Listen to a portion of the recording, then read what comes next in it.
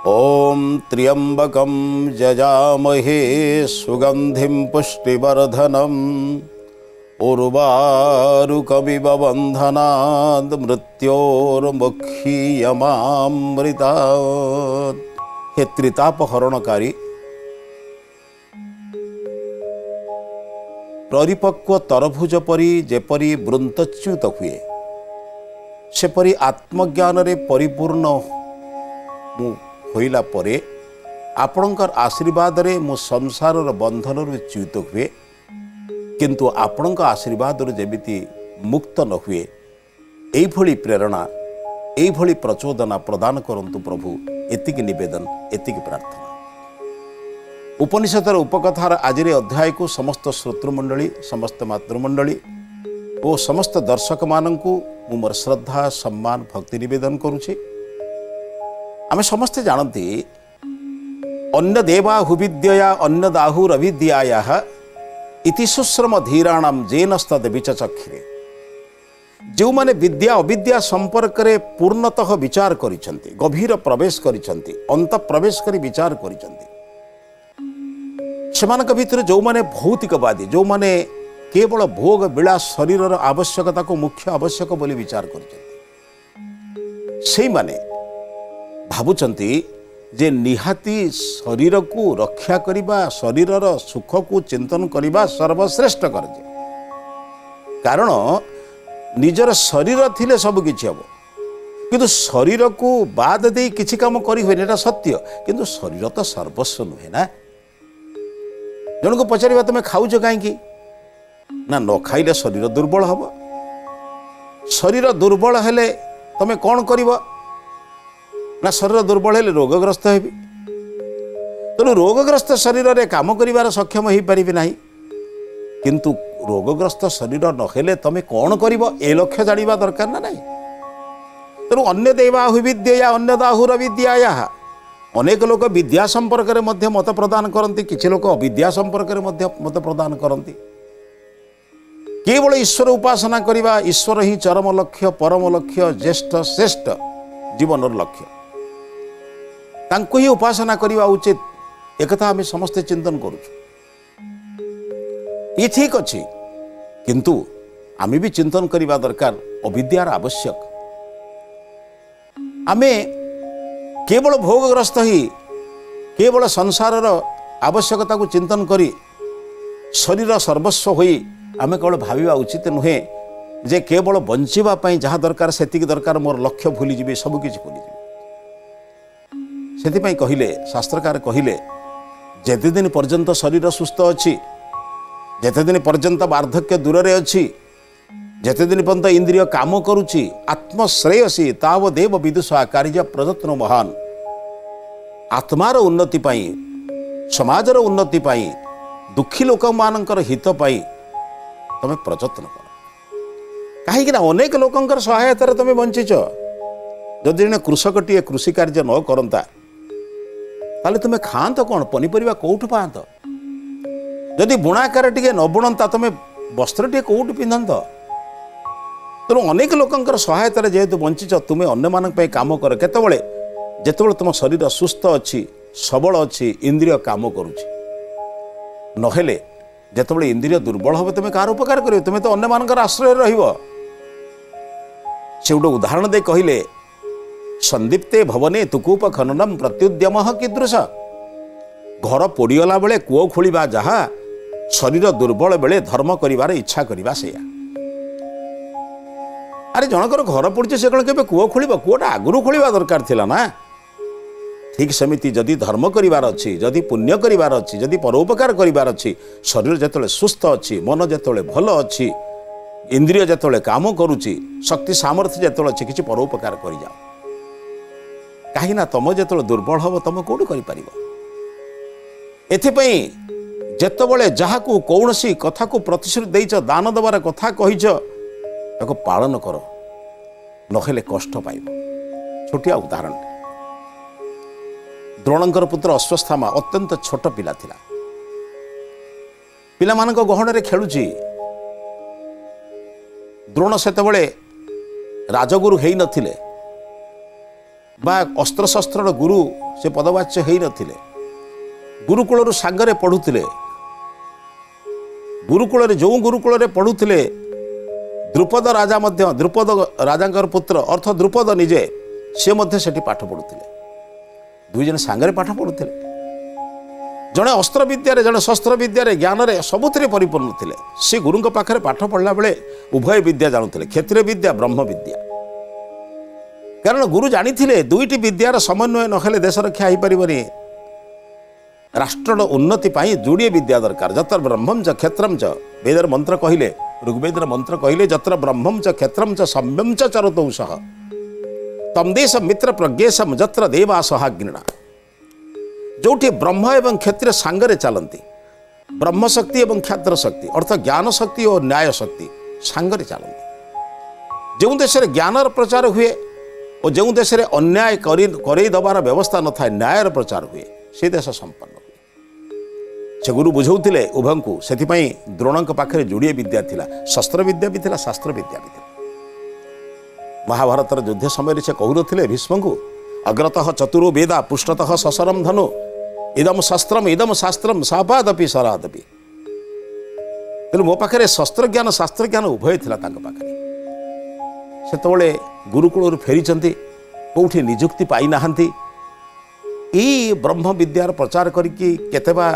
पाइबे तेणु पति पत्नी दुई जन विवाह कर सारा पर निजर पुत्र को अन्य पिला मान सहित खेलुंट राजपुत्र अन्य संपन्न घर परिवार सहित पिला सहित खेलुंट ना संपन्न घर पिला सहित खेलुला बेले पिला माने जतले खेली खेली क्लांत होउथिले माँ मैंने क्षीर आनिक दौले पीवा क्षीर पीवा को आरंभ कला बेले जतले क्षीर देखुले से अस्वस्थ माँ सांगरे खेलुले भी देखुला समस्त माँ आनिक दौरान हेले मो माँ मत आनिक दौना समस्त पाखे क्षीर दहीर अभाव नाला कारण समस्त घरे गोमाता थिले गोपालन करुले से गोपालन करवा एक जमीती घरे आमे अग्निहोत्र करुले ईश्वर उपासना करुले सेमिति गोमातांकर उपासना गोमातांकर सेवा करवा प्रत्येक गृहस्थर एक धर्म थिला लोके कहते जहाँ घरे गोमाता नहीं ता घरे मार आशीर्वाद पाइबार योग्यता हुए तेणु से कहते कहीं वेदरे कहला गावो विश्वस्य मातरः तेणु गोमाता घरे रखुले गोमाता घरे रखी समस्ते गोशाला रखिला गाई गाईर जो जो क्षीर बसा दही लहुणी अभाव कौटी नाला तेणु पिला दौले समस्त माँ मैंने आणिक पाखे क्षीर प्रदान करुले जो क्षीर प्रदान करुले अस्वस्थ माँ पाखे क्षीर न सब बेले चल दौले दिने दिने छोट छोट पिला गोटे गोटे कथार भारी जिद्दी कर दियंती दौड़ दौड़ी आसी माँ कहले माँ समस्ते क्षीर पीउछंती मते तू कहीं दौनु मो दांडे सांगसाथी मैंने समस्ते माँ मैंने आसी क्षीर दौरान पीवा तुम कहीं मत पीवा दौन माता पिलारे कथा को शुणी सारापर दुईटी कथा आखि आगे पहुँचला गोटे कथा हूँ क्षीर किणवाई अर्थ ना घरे गोमाता भी नहीं किंतु पिला को तो कौन बाटे भूल हम ना तार सांगसाथी बंधु बांधव मैंने समस्ते जो पाँच तार सांगसाथी मैंने जो क्षीर पाँच मु पिला को नदेले से कौन भाव अच्छा माँ टी तार संतान को जो खाइबा को दे पारबनी आवश्यक वस्तु दे पार कि दुख माँ होते बुझा आया केवल माँ ही जाने जे मोर संतान को मु कौन दबा उचित कौन करवा उचित मन दुखरे अच्छी आचार्य पचारे कहले देवी कौन पाई एमती विषादग्रस्त से कहले विषादग्रस्तर मूल कारण हूँ मो पुओ जो मत मागुची आसिक क्षीर दवाई मु कौन देवी बर्तमान तार जो बयस है बर्तमान मातृस्थन से ग्रहण कर योग्य ना बर्तमान से तार सांगसाथी मैंने जो क्षीर पीउछंती मु कौन देवी स्वामीर मन दुख को मध्य अनुभव कले तेणु गोटे छलनात्मक भाव में पिला को भूलैवा कौन कले अनेक समय माँ मैंने पिला को भूलै दियंती जमिति पिता औषध खाइबा को देला बेले माँ मैंने कौन करती मिठा भितर पिता औषध दे पिला को खाइबा को दियंती अर्थ औषध द्वारा रोग भल हम एवं पिला को खाली पिता औषध देले से खाइबनी तेणु कदली भितर मिठा भितर देले से ता भितर खाइदब उद्देश्य है पिला को छलना करी कौन बाटे बुझे देवे चाउल दीटा बाटी ताकू पिठौ करी ताकू गरम करी छांकी दे कपड़े छांकी से किसी मिठा द्रव्य पकई टिके लगे जमी क्षीर भली से पानी को ताकू देले पीवाई चाउल धुआ पानी पिठौ पानी जाऊ कहते छोट पिलाटे सी भी ये कथा कहीं जान कहले निजर पिला को जन्म दे आम खाइबा दे पारुना एभली दारिद्र्य बंचिबा अपेक्षा मृत्यु लाभ करने माने निजको धिक्कार करुचंती संतान जन्म दे खाइबा को नदेले पितामाता कि कष्ट जो माने उपयुक्त पितामाता से माने जानी हाँ मु तांको उन्नत वस्त्र दे न पारे उन्नत खाद्य दे न पारे किंतु बंचिबा जति आवश्यक संतान संतति को नदेले पितामाता केते कष्ट से कथा केवल ही पितामाता व्यतीत अन्य माने के अनुभव करि परिबे नहीं शेषरे द्रोणंकर सहधर्मिणी मन पकेले कहले मु तम ठारू शुणी तमे जो गुरुकुल पाठ पढ़ुल तमर बंधु पा द्रुपद राजा द्रुपद तमर बंधु से तो बर्तमान राजा हो गले से सीना गुरुकुल पाठ पढ़ुले पाठ पढ़ला बापा युवराज पदर अभिषेक बर्तमान से राजा हो गले ना हाँ बंधु राजा है ना तमें जा मागुन कि तुम बंधु आउ तुम कौन कहूल से पोखरी बुड़ीगला बेले तुम साहाय्य कर उद्धार कल से कथारे कही तुमको अधा राज्य देदेव बोली आमर अधा राज्य दरकार ना जहाँ कह कि सहयोग करेंगे सहयोग करदे अंततपक्षे आमर दारिद्र्य अवस्था ये जो दरिद्र अवस्था मचे ये उद्धार पाइबा और पाईगला आम अंततपक्षे आम पिला छुआ नहीं किसी दिन शांति रही एथर कौन असुविधा है तेणु से आम चिंतन करवा तुम्हें जाई कह से निश्चित देवे ना तुम बंधु से देवे नहीं ये गोटे कथा से निश्चित देवे ना कौन करेंगे पुणी स्वाभिमान आत्माभिमान बाधुची बंधु के पाखे जे हाथ बदेबी बंधु तो स्वयं जाने ना बंधु क्या कहते कि बंधुर मुह को देखिए कहीद भाई खाइन कि तू अरे भाई तू तो खाई एमती मुह देखा तो निश्चित खाइन बोधे तोर किसी अभाव अच्छी असुविधा अच्छी कह मुझे पूरण करदेवी कह एक बंधु कहती मागिले तो समस्ते दियंती मागिबा पूर्व जी आवश्यकता संबंध में बारंबार पचारे ताकू तो कहती बंधु कहीं बंधु को बेले बेले ईश्वर सहित संपर्क करा जाए ईश्वर सहित तो समान हो पारे ईश्वर भली मन कथा बुझी निए क्या ईश्वर कौटी बंधु कौटी किंतु से ईश्वर को बोधे बंधु कह जाए तुमेव माता च पिता तुमेव बंधुश्च सखा तुमेव परमात्मा ही बंधु बंधु भी प्रकृत से भाई काम करते से पचारते से कहले बंधु होते से कौन बुझते ना मो बंधु बर्तमान कि अवस्था अच्छा किंतु कौन करेंगे गोटे पटे दारिद्र्य कषाघात आउ गोटे पटे स्वाभिमान ये दीटा अटकाऊ बर्तमान न गले निजर पुत्र एवं निजर पत्नी को ठीक भाव में व्यवहार करें भोजन दे पार आवश्यकता पूरण कर गोटे पटे स्वाभिमान अटकाऊँगी मु कौन करी बंधु भाव में बंधु पाखे बर्तमान मागिबा जी निजर स्वाभिमान को नष्ट करी निजर अहंकार को नष्ट कले तो तापर अहंकार जदिओ नहीं स्वाभिमान को नष्ट कले तो मुझे ये द्वंद्व पड़ा भितर पत्नी परामर्श दारिद्र्य कषाघात कौ लोक को स्वाभिमान करे आज्ञा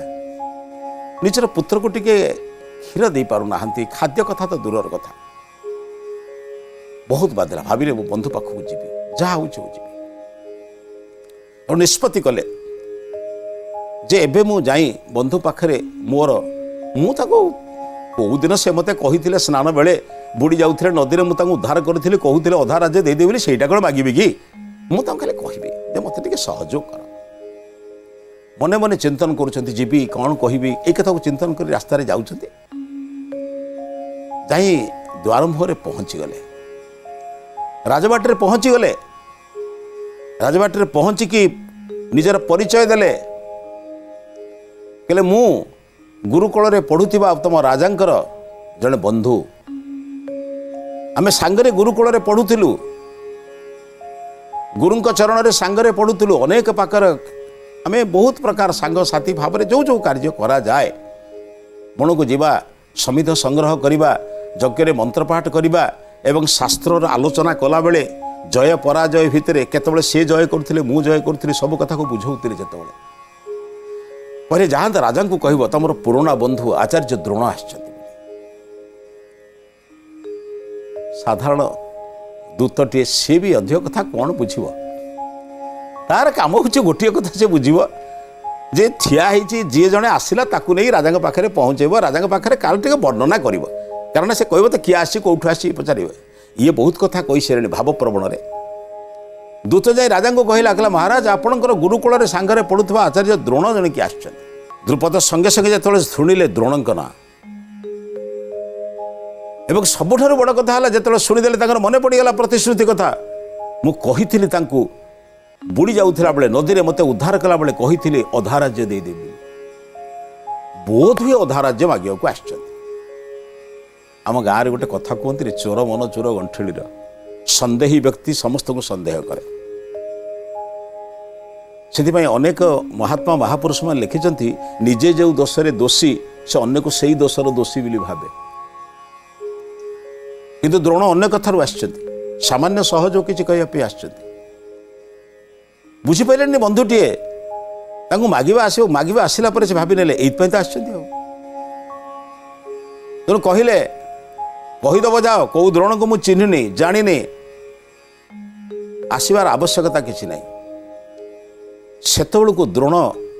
दूत पछे पछे पलि गले नमस्कार करी कहले बंधु नमस्ते बहुत दिन पर गुरुकुल पढ़ुला बेले साक्षात केते वृक्ष मूल बसी हसखुशी कर फलमूल को बांटी खाई विद्यार चर्चा होती शास्त्रार्थ होती सबकि सत्वे मु आज आपण दरबार को आसी जड़े ब्राह्मण भाव किसी दान दक्षिणा नवा कि आप सहयोग पाई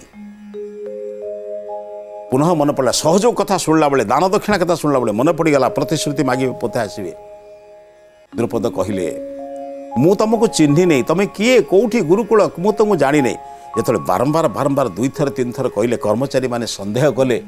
जे गोटे गुरुकुल राजा परिचय कथा कही बोधे किसी कौन सी अर्थ आदाय करने उद्देश्य आस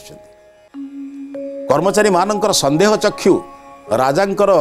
तल को मुह कर चिन्ह नथिबार कथा को शुणी द्रोण प्रत्यावर्तन कले ना एठी रहा उचित नहीं निजर लोकटा अपमान पाइबा भारी कष्ट लगे आया कारण बाहर लोकटे जानी नहीं से गाली देला बहुत कथा किंतु जे मते जानी जे मते बुझी सी जदि मते कहब जे मु तार विपरीत कर्म करुछि बिली जीवन सारा जन को साहाय्य करी से मत कह तुम भाया कृपण दुनिया किए नहांती जीवन सारा परोपकार करने से कह पर अपकारी लोकटा तुम पर बहुत क्षति करते बाध्य कहला आया आज द्रोण को से भाई बाधिला कहले भाई मु तुमको किसी मागी ना तुमको मु अधा राज्य मागे मु राजा कौन करी ब्राह्मण लोक राज्य नहीं कौन कर ब्राह्मणर बड़ संपत्ति हूँ ज्ञान आ तार परिचय हूँ वेद से प्रत्येक ब्राह्मण को पचरा जाए कौ वेदर ब्राह्मण तुम ये पचरा जाए नहीं कौ शास्त्र अन्य शास्त्र ब्राह्मण बोले वेदर ब्राह्मण बोली पचरा जाए तेणु मोर वेदर ज्ञान आम पाखे यथेष्ट से ही आम पाखे ज्ञान आमर संपत्ति कौन हम आमर संस्कार आमर ज्ञान ही आमर संपत्ति किंतु मोर अनुरोध को पूर्ण मात्रा न शुणी मोर आवश्यकता संपर्क में न जानी निजे न बुझी अपरिचित भाव में पठेदेवा अर्थ हूँ मो प्रति एक अपमान किंतु करेंगे भी कौन निज पाखे शक्ति अच्छी ना सामर्थ्य अच्छी ना सेमती किसी शक्तिशाली शिष्य अच्छा जहाद्वारा कि से प्रतिशोध ने मने मने खूब कष्ट हो प्रत्यावर्तन कले ठीक अच्छे पत्नी पाखे किसी मिछ सत कहि जे बंधु नहांती परे देवे अन्य कौन गोटे कहि मन मन भावुं कौन करेंगे बोली प्रत्यावर्तन कले प्रत्यावर्तन करू करू पांडव कौरव मैंने रास्तार खेलुंट पिला माने खेलुंट गोटे पेंडु हाथ में धरिकी पेंडु बल्ट खेलुंट उभय से पेंडु जाई गोटे कूप भितर पड़गला पिला माने कांदुचंदी मन दुख करुचंदी केमिति कूप भितर बल्टा को पेंडुटा को उद्धार करेंगे उपाय किसी ना देखिले जड़े ब्राह्मण बाटर जाऊँगी डाक कहले आम बल्टा टे काढ़ दिंतु पेंडुटा टे काढ़ दिंतु छोट पिला मानकर अली अर्दली निजर पुओ कथा मन पड़गला मो पुओ तो एमती मत अली करे शस्त्र विज्ञानी शस्त्र विद्यारे अभिज्ञ केवल अभिज्ञ नुहति दुर्धस जड़े से भली गुरुपदवाच्य शस्त्रधारी से भली एक बाण निक्षेप कर चिंतन करने द्वारा जलटा उपरको पेंडु उपरको जहाँ महाभारतर वर्णना ପିଲାଙ୍କୁ ବଲ୍ ଦେଇଦେଲେ, ତାଙ୍କ ପେଣ୍ଡୁ ସେମାନେ ନେଇ ଖେଳିବାକୁ ଚାଲିଗଲେ। ଫେରୁଛନ୍ତି, ଘରକୁ ଫେରୁଛନ୍ତି, ପିଲାମାନେ ଖବର ଦେଲେ, ପିତାମହ ଭୀଷ୍ମ ପାଖରେ କହିଲେ ଆଜ୍ଞା ଆମେ ଏମିତି ଖେଳୁଥିଲୁ, ଆମର ପେଣ୍ଡୁଟି ପଡ଼ିଗଲା ପାଣିରେ, ଆମେ ଉଠେ ସବୁ ବର୍ଣ୍ଣନା କଲେ। କେହି ଜଣେ ବ୍ରାହ୍ମଣ ଆଜ୍ଞା ଆସିକି କ'ଣ ଗୋଟିଏ କରିଦେଲେ ଯାହାଦ୍ୱାରା କି ପାଣି ଉପରକୁ ଉଠି ଆସିଲା। ପାଣି ଉପରକୁ ଉଠି ଆସିଲା ପରେ ବଲ୍ଟା କହିଲା ଆମେ ତ ପାଇଗଲୁ। ଗୁରୁଜନ କଥା ଆଜ୍ଞା, ମାନେ ଜ୍ଞାନୀ ଲୋକ କଥା ଜ୍ଞାନୀ ହିଁ ଜାଣେ। ଭୀଷ୍ମ ବୁଝିଗଲେ ଇଏ ଛୋଟିଆ ବିଦ୍ୟା ନୁହେଁ, ଏ ବିଦ୍ୟାକୁ ଜାଣିବା ଲୋକ ଖୁବ୍ କ୍ୱଚିତ ଅଛନ୍ତି ଏବଂ ସେଇ ଗୁରୁଙ୍କ ପାଖରେ ପଢ଼ିଥିବା ଶିଷ୍ୟମାନେ ହିଁ ଜାଣିଥିବେ।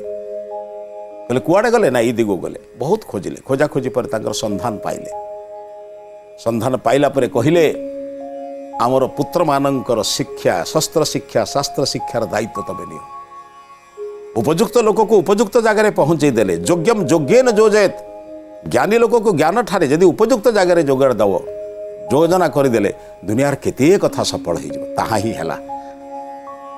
ଦ୍ରୋଣଙ୍କର ଶିକ୍ଷାରେ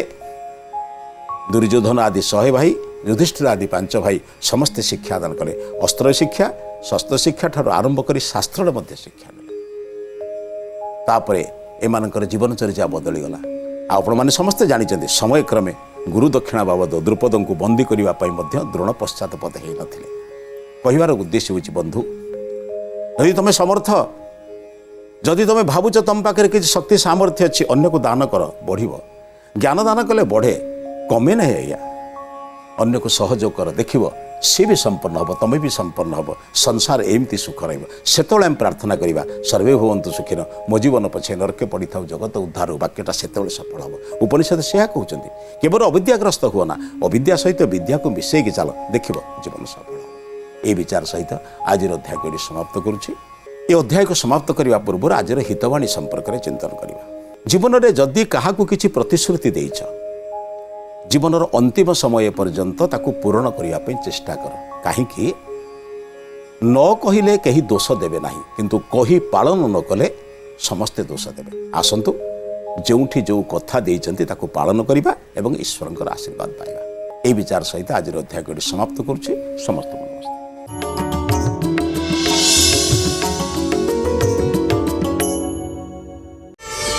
प्रार्थना